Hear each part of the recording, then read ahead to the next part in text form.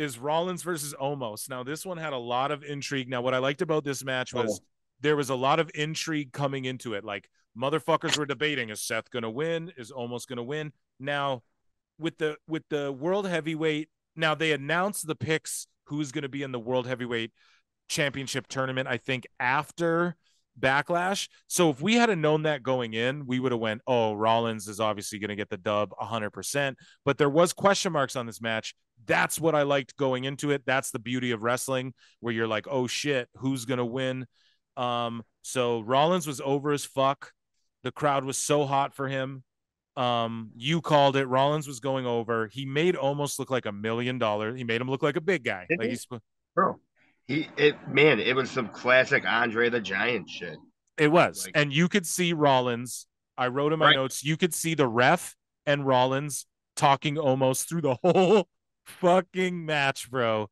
But it was worth it. It was a good Omos match. So like that's what matters, you know. Like sometimes you don't even exactly, man. And you can just see like at least he's listening, he's learning. Listening. But the information is being received and it's fucking going back out, you know. Right. And this is gonna sound stupid to like classic wrestling minds, but let me justify what I'm about to say. Omos needs to work on his selling, but that sounds dumb because he's a giant. He shouldn't be selling probably ever, but since WWE's going to have him sell, he needs to work on his selling. I'm just going to say that, but he shouldn't be selling. Big guys like that should be selling at all. So I don't even know why we're having that conversation, but it was a great fucking match that I was invested in. Sorry, go ahead. He kind of reminds me of like King Kong when King Kong gets hit in the movie. He's very slow and like if that makes sense. And I liked when they were singing and he's playing the crowd. He's like, yeah, come on. Like, I like that, dude. I like that stuff. I love the start of the match, bro. Mm-hmm. And, but yeah, you could just see the ref and Seth just talking him through the whole fucking thing. And you could see, I wanted to point this out too. And again, on Raw, I'll bring this up again when we review Raw, but probably on our next show or whatever. But you could see Seth like thanking when he pinned Omos, you could see like he dropped the hair and you could see him like he's saying something to Omos.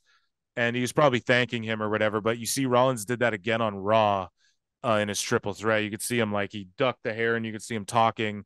He thanked probably whoever he pinned in his match there. We'll get to that later. But I like that Seth Rollins. I like if he's in that era of like. Is Seth Rollins the next champ? I think that's who the smart money you pull the trigger on, because this is why. Super over.